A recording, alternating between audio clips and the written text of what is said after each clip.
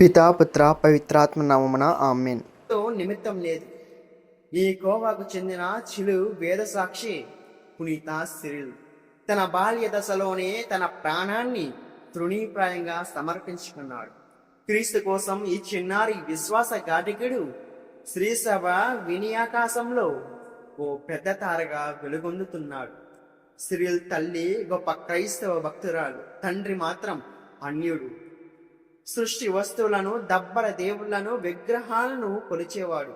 తల్లి శిక్షణలో పెరిగిన సిరిల్ క్రీస్తు యందలి భక్తిని ఉపపాలతో సేవించాడు.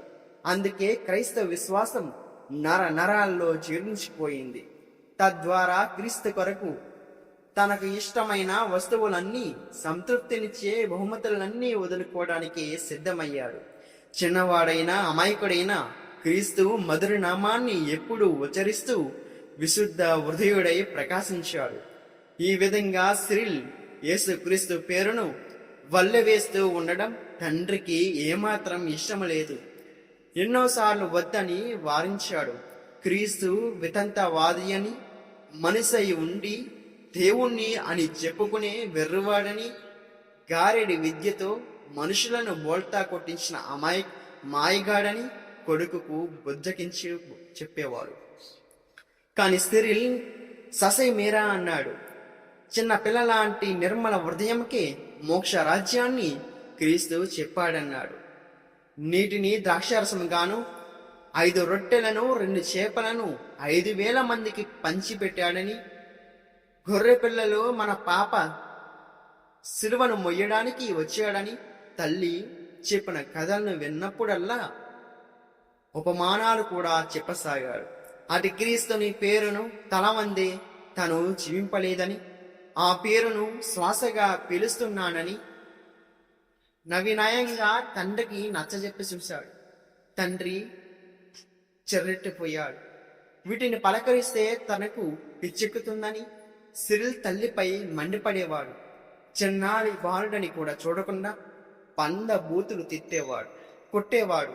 చివరకు ఆ బాలుణ్ణి నిస్సహాయకంగా చేసి ఇంట్లో నుండి గెంటివేశాడు.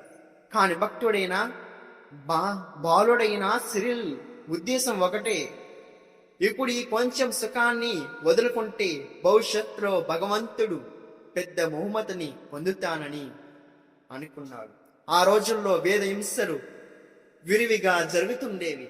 క్రీస్తు అనుచరులు ఎక్కడ ఉంటే వారిని చేదరించుకునేవారు. యోధ మత ద్రోహులని ముద్రవేసి బాధ పెట్టేవారు. తాము ఆరాధించే అనేక దేవుళ్లకు, విగ్రహాలకు క్రైస్తవులు మొక్కనందుకు వారిని కక్ష పెంచుకునేవారు. ఇట్టితారి సెజారియా నగర గవర్నర్ బాలుడైన సిరిల్ గారిని తెలుసుకొని ఆ పిల్లవాడిని తీసుకురమ్మని ఆజ్ఞాపించాడు. అలాగే సిరిల్ బాలుడు గవర్నర్ బంగ్లాలో కాలు మోపగానే గవర్నర్ ఎంత చిన్న కుర్రవాడేమిటి, ఎంత గట్టి విశ్వాసానికి కారణమేమిటి అని ఆశ్చర్యపోయాడు. క్రీస్తు పేరును విడిచి పెట్టి క్రీస్తును దూషిస్తే నీకు ఎన్నో లాభాలు, సుఖాలు, అవకాశాలు, బహుమతులు ఇవ్వగలగమని నచ్చజెప్ప చూశారు అధికారులు. సిరిల్ ఎంత మొండివాడా అని అధికారులు తన మనసు మార్చడంలో విఫలమయ్యారు.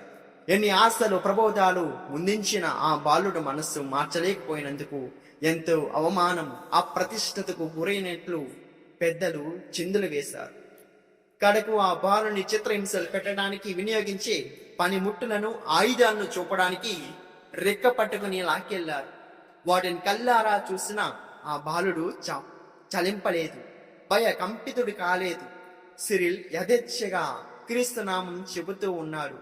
గవర్నర్కు ఏమనిపించిందో ఏమో, సిరిల్ ఇంటికి వెళ్ళి తన తల్లిదండ్రులు పెట్టి రుచికరమైన భోజనం తింటూ వారసత్వంగా వచ్చే ఆస్తిని హాయిగా అనుభవించమని అనుమతించాడని చెప్పారు.